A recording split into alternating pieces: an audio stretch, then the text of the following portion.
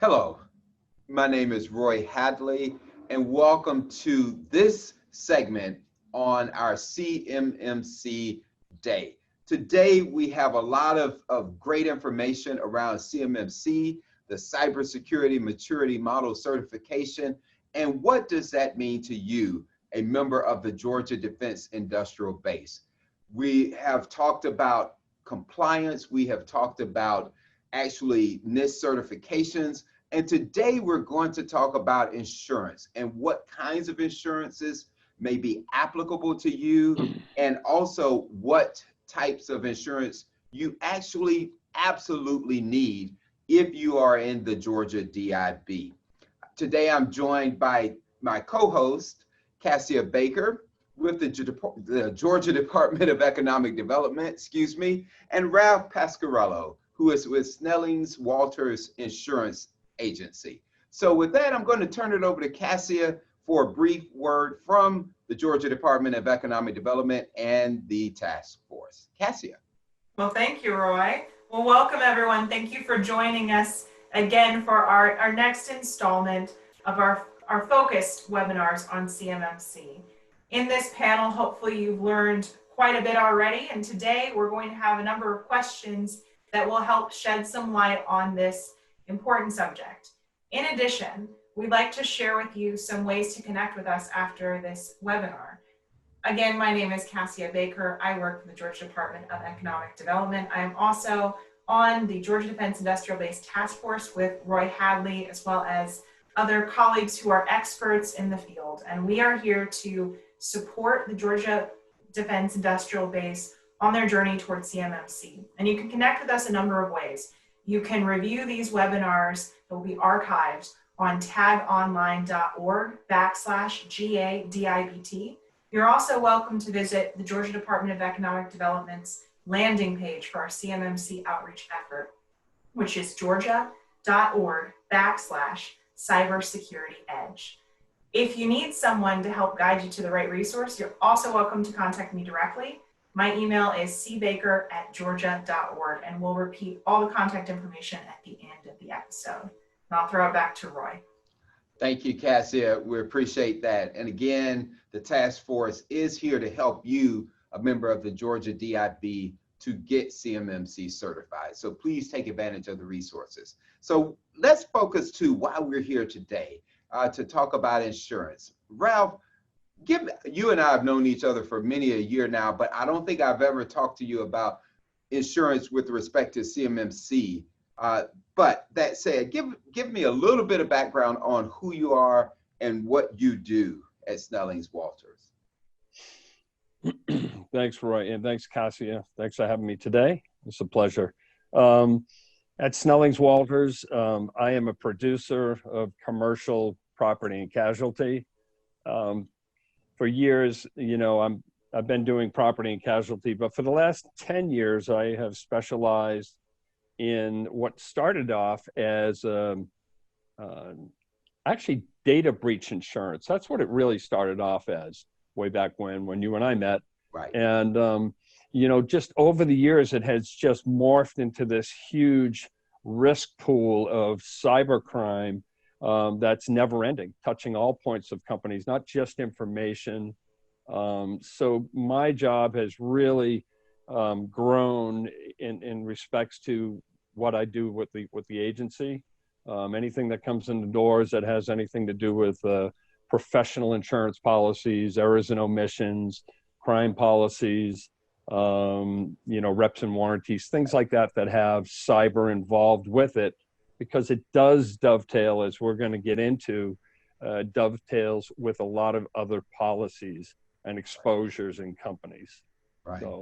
So CMMC, and I appreciate that background, because that's going to help frame this conversation for our listening audience. So CMMC, the Cybersecurity Model Certification, or Maturity Model Certification, those types of companies that are in the defense industrial base, cyber, first word of it, cybersecurity. And so your immediate kind of antennas go to cyber insurance. They go to, those types of coverages.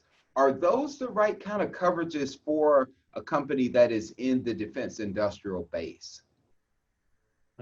Well, of course, absolutely. And I don't want to discriminate, because all companies, regardless of industry or where you sit, are, should have a cyber policy and a crime policy.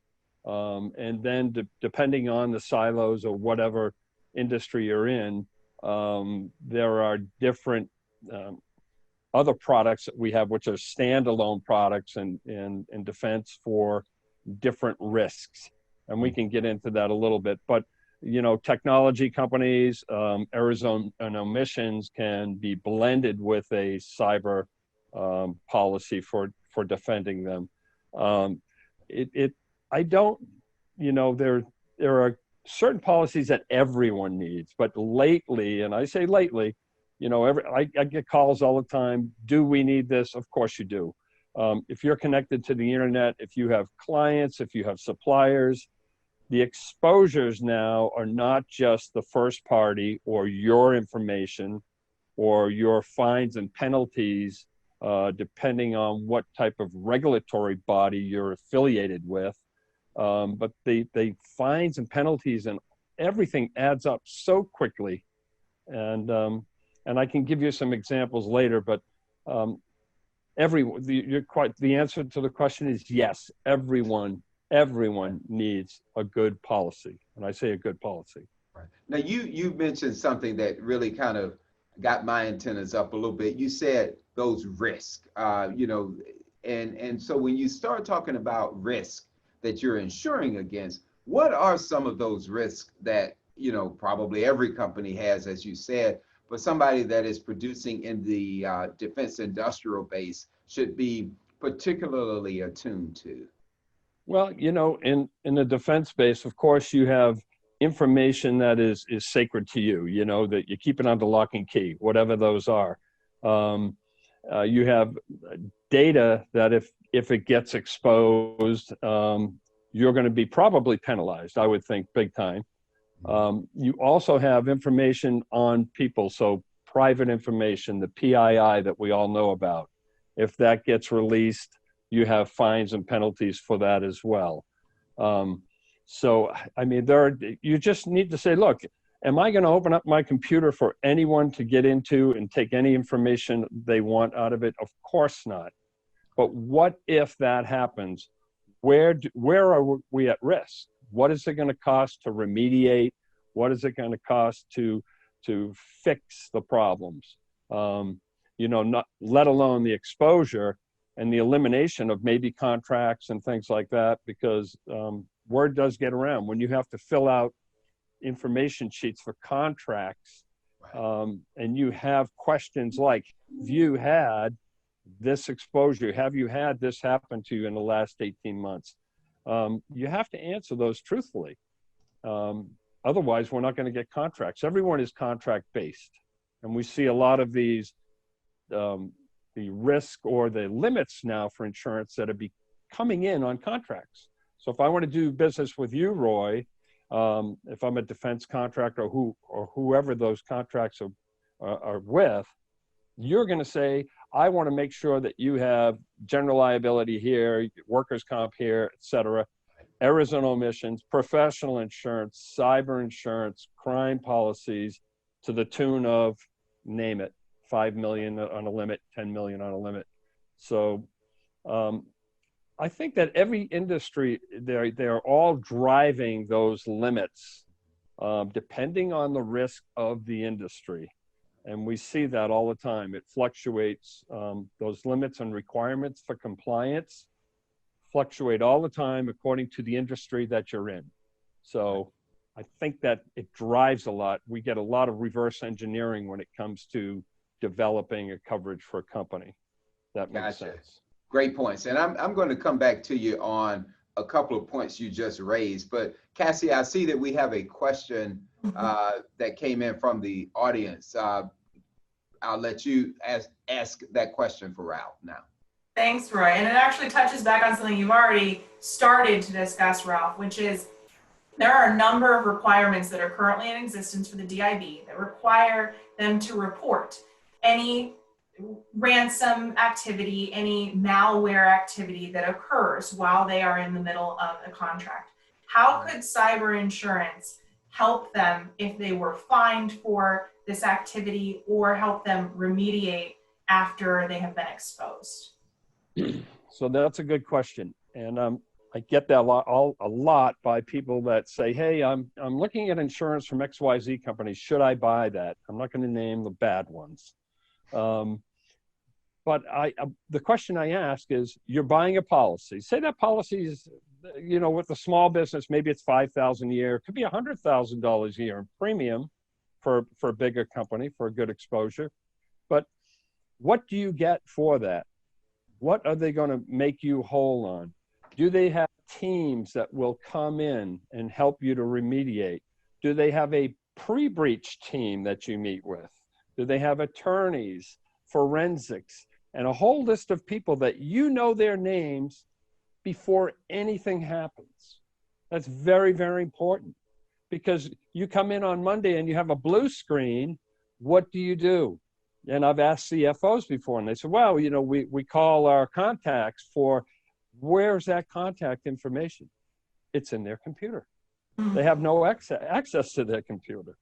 So you need to write down all the pre-breach and post-breach contacts for a cyber event, because it will happen. It will happen. And I'm not just an insurance guy telling you that.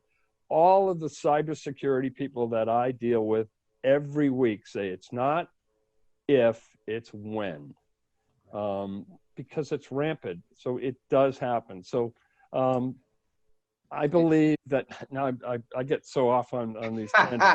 We're going to pull you back in. So I don't know if I answered your original question or not. The point was, go ahead. You did. To restate exactly, around the fines, would cyber insurance often help support the costs so that small businesses aren't harmed? Yes. So the insurance covers remediation costs, restoration costs, forensics, lawyers, fines. So I do insure a lot of medical IT companies, and their big concern is HIPAA. So a HIPAA fine can be $500,000, $2 million, $3 million. It can really be up there. And the same with military and different defense regulatory bodies. There are fines for not complying or for exposures. And a good insurance policy will pay for the fines. Yes, that's a good question. So, it sounds like, you need an insurance program, and it sounds like you need a very robust insurance program. For small to mid-sized businesses, cost is always, kind of front and center whenever you start doing this. And we're seeing some of that even with the CMMC certification process, and what does it cost to get audited is often front and center. And so I'm going to shift that kind of train of thought to you, Ralph, and say, how expensive are these programs? And I know it depends on the company and the risk, but are there ways to help mitigate that expense for a small to mid-sized company where these types of expenses can be very not problematic necessarily, but impactful, let's just say? Right. The cost, you talk about the cost of the insurance policies? Correct, yes. Yeah.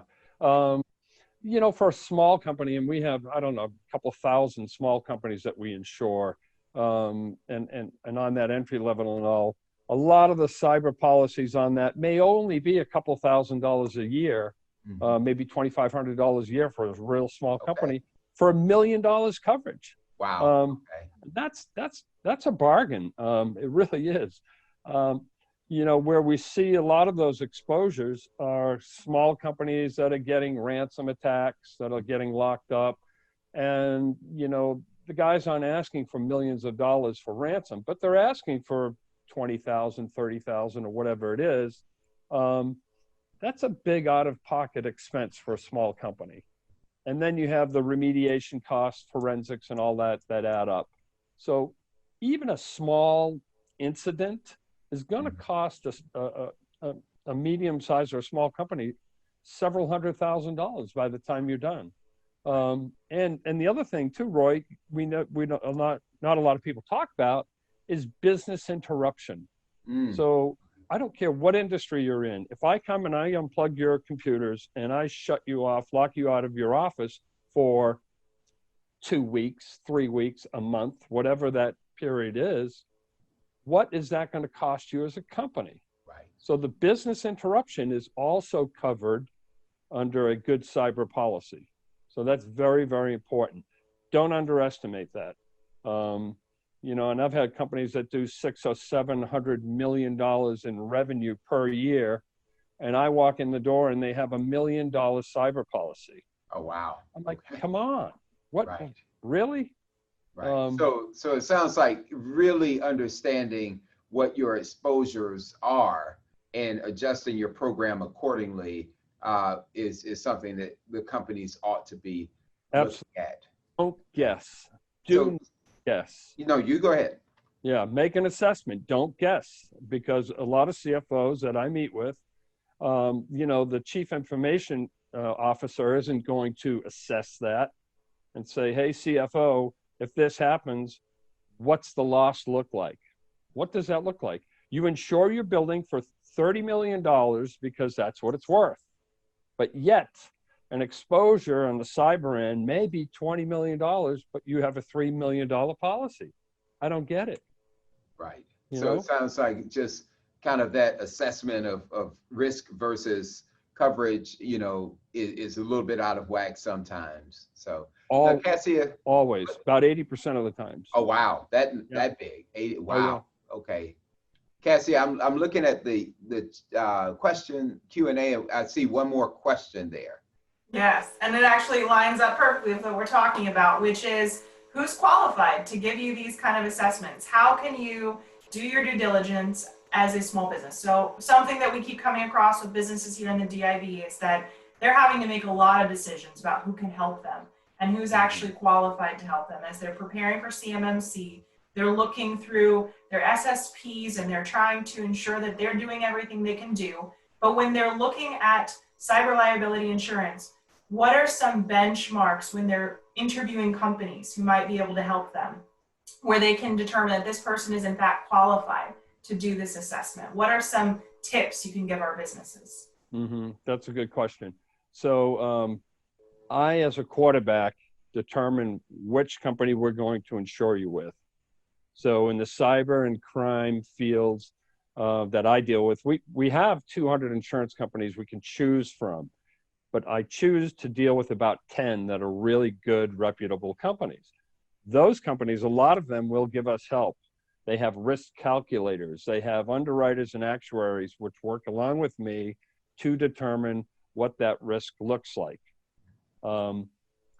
Reverse engineer that. A lot of times what I see is the company calls me or the CFO says, hey, we just got another contract with Roy Hadley. And now Roy wants $20 million of coverages. So can we do that? Sure, we can do that. We increased their policies for $20 million for a limit. But I say that to say that don't let a contract determine what you should have. Because in the long run, I may look at their company and say, wait a minute, you really need 30 to $50 million worth of limits.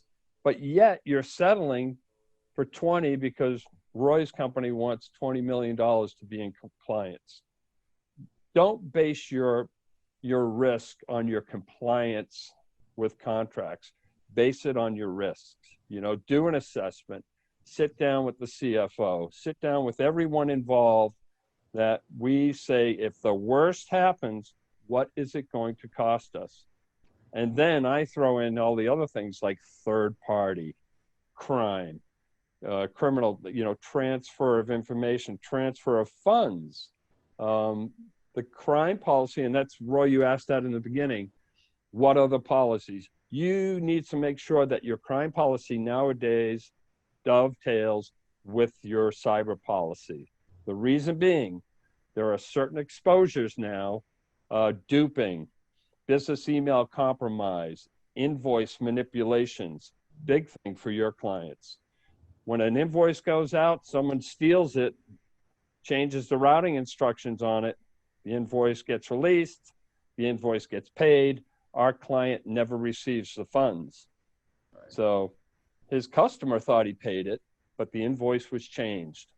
Right. That's not paid under a cyber policy. That's paid under a crime policy that has been endorsed for social engineering, duping, invoice manipulation, etc. So a lot has changed over the last 2 years, a significant change. So keep that in mind. Fantastic info. And we're getting towards the end here of our time. And I'm going to ask you one final question, but I think I'm going to highlight something you just said and really call it out for everybody that's listening. And that is, when you look at insurance, look at your risk and assess your risk and get insurance based on that risk and not based upon what a contract is requiring you to do. I know I have been in so many conversations where it is, well, what does the contract say we need? We need $5 million in general liability. We'll get $5 million. And you're right, the risk may be 50 million is a more appropriate number for that company, but they go towards, okay, what is contractually required? So for me, if there's one takeaway from here is look at your risk. And I'll come back and ask you what your one takeaway is too. Last question. So some of the people in the, or companies in the Georgia Defense Industrial Base are going to be primes. You know, we've got a lot of small and mid-size, but some are going to be prime. And the way CMMC works is that if you have a sub that you are including in your bid, they have to be certified also, CMMC certified. In that particular instance, what should you look for from an insurance standpoint for those subs or contractors that you're using? Should they have the same coverages, or how should a vendor that is hiring subs or a prime look at that aspect of it? That's a good question, Roy. Again, you have to assess the risk. Mm-hmm. So if a breach or there's malware that starts off from a vendor, but then comes into my company and affects my company, it's kind of like auto insurance for lower insured autos. You know, you hit me, you have a $25,000 policy for your vehicle, but you did $1 million damage on my end. We can only subrogate for the 25,000.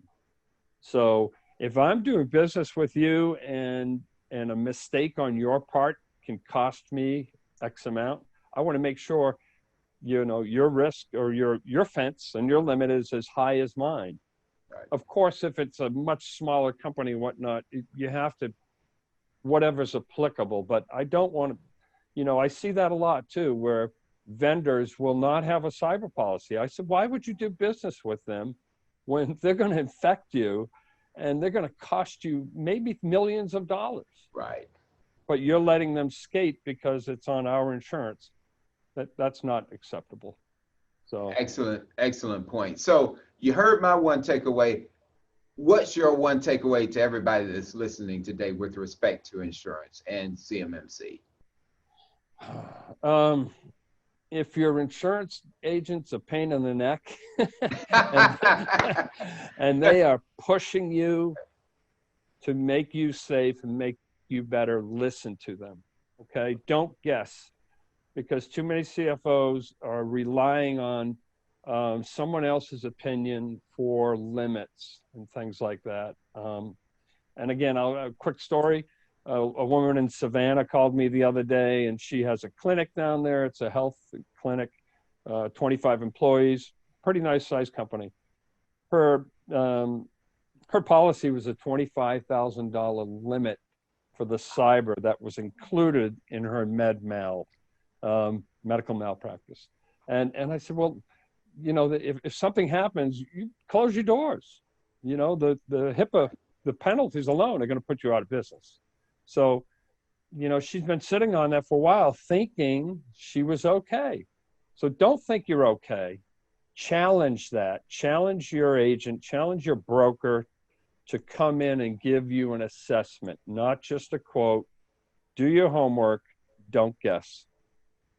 Great advice. Ralph, it has been fantastic spending time with you today. Really enjoyed it. Very informative, very informative.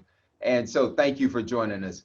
Cassia, I'm going to turn it back over to you to kind of give everybody one more time how they can get help, how they can find help through the task force, through the Georgia Department of Economic Development. Cassia? Thanks, Roy. And thank you, Ralph. You just added in what Cyber Month in October was all about, which basically says if you connect it, protect it. And I think that you highlighted that very nicely. So thank you for sharing all these helpful tips for our viewing audience. And again, my name is Cassia Baker.